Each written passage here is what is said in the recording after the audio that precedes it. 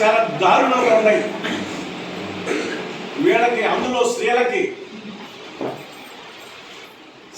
హక్కులు లేవు, స్వేచ్ఛ లేదు, స్వాతంత్రం లేదు.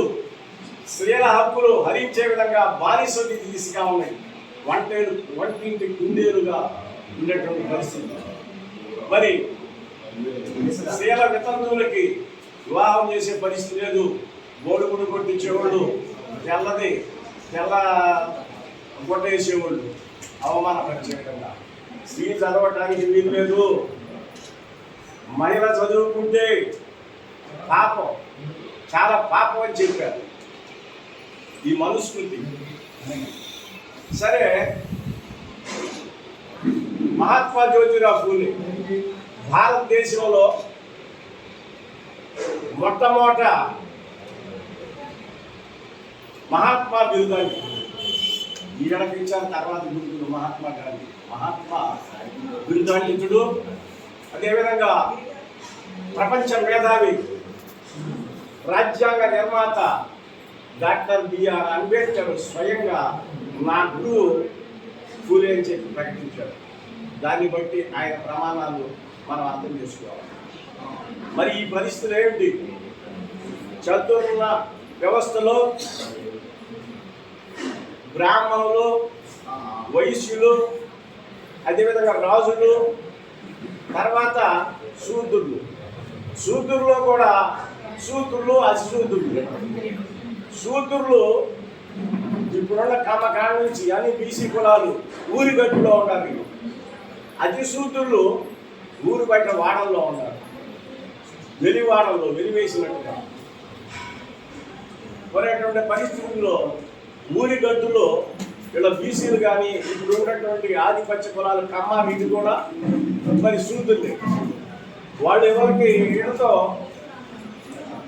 సాంగత్యం లేదు, స్నేహభావం లేదు, వీళ్ళ కనీసం మంచినీళ్ళు ఇచ్చే పరిస్థితి లేదు.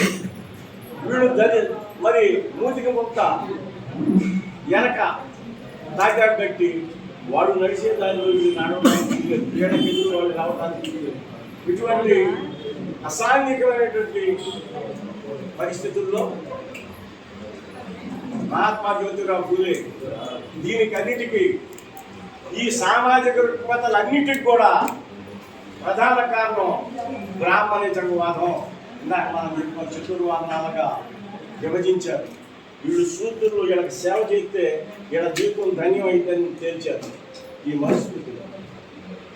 అందుకే మహాత్మా డాక్టర్ బిఆర్ అంబేద్కర్ ఆ మనుస్మృతిని దోషం చేశాడు. ఈ మనుస్మృతి ఈ పేద బడుగు వర్గాలకి ఇది గొడ్డలు పెట్టని చెప్పి దాన్ని దోషం చేయడం జరిగింది. అటువంటి పరిస్థితుల్లో ఈ మహాత్ముడు 9వ ఏట సావిత్రిబాయిని వివాహం చేసుకొని 12వ ఏట నుంచి ఆమెకు చదువు నేర్పి ఆమెను ఉపాధ్యాయురాలుగా చేశాడు. దానికి ఏమిటి అంటే, ఉపాధ్యాయుడు స్త్రీకి విద్య కావాలి. స్త్రీకి విద్య వచ్చినప్పుడు స్త్రీ తన హక్కుల కోసం పోరాడింది, ఎదిరించే శక్తి వచ్చింది, క్వశ్చన్ చేసి సమాజంలో జరుగుతున్నట్టు ఉదాహరణ క్వశ్చన్ చేసేటువంటి శక్తి వచ్చింది. కాబట్టి స్త్రీ విద్య జరిగినప్పుడే స్త్రీ ఆ యొక్క కుటుంబంలో పరిపూర్ణత ఉండాలి స్త్రీకి. కాబట్టి స్త్రీ విద్య ద్వారానే సామాజిక న్యాయం, సామాజిక మార్పు సంభవిస్తుందని విశ్వసించినటువంటి మహాత్మా జ్యోతిరావు ఫూలే, సావిత్రిబాయి ఫూలే దంపతులు సావిత్రిబాయిని ఒక ఉపాధ్యాయురాలుగా చేసి తర్వాత మహిళా పాఠశాలను స్థాపించడం. ఎన్నో ప్రయాసాలు వచ్చి స్త్రీకి విద్య నేర్పితే ఆటంకాలు వచ్చింది. వాళ్ళ ఇంట్లో బావి ఉంటే బావిలో ఇప్పుడు ఆ శూద్రులు అనే వారికి నీళ్లు ఇస్తే ఇంటి మీద వచ్చి పడ్డారు గొడవకి ఆ ఊరి జనం అంతా. అప్పుడు ఫూలేకి చెప్పాడు, అయ్యా ఆ నీళ్ళు ఒక ఊరు మొత్తాన్ని అక్కడ మనం చేసుకుంటాం. వెళ్ళలేదు ఫూలే, కానీ ఇంటి నుంచి ఆ కోడల్ని ఫూలేని కొడుకుని ఇంటి నుంచి నెట్టి వేశాడు.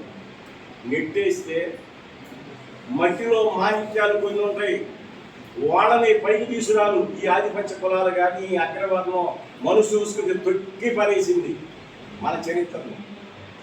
ఈ రోజు మన చదువులు చెప్పారు 200 సంవత్సరాల మాట చూలేని ఇవాళ వెలుగులోకి వస్తున్నాడు. కాబట్టి ఇది ఆధిపత్య రాజకీయ పార్టీలు సహించలేకపోతారు. తర్వాత ఈమె పాఠశాల స్థాపించిన తర్వాత ఏ విధంగా అయితే నీళ్లు ఇస్తే ప్రతిఘటన జరిగిందో ఆ విధంగా ఈమె చదువు చెప్పడానికి ఇంటి నుంచి బయలుదేరిపోతుంటే ఈమె మీద పేడ నీళ్లు కుళ్ళిన కోడిగుడ్లు కొట్టి ఆమెని నానా భ్రష్టత్వం చేశారు. ఆమె ఇది గమనించి ఓర్పుతో నేర్పుతో వెళ్ళేటప్పుడు ఒక చీర తీసుకొని వెళ్ళి ఉతికిన చీర జాకెట్ తీసుకొని వెళ్ళి వచ్చేటప్పుడు స్నానం చేసి కట్టుకొని మళ్ళా వచ్చింది. ఇటువంటి అవమానాలు అంటరానితనం ఇవన్నీ కూడా సహించి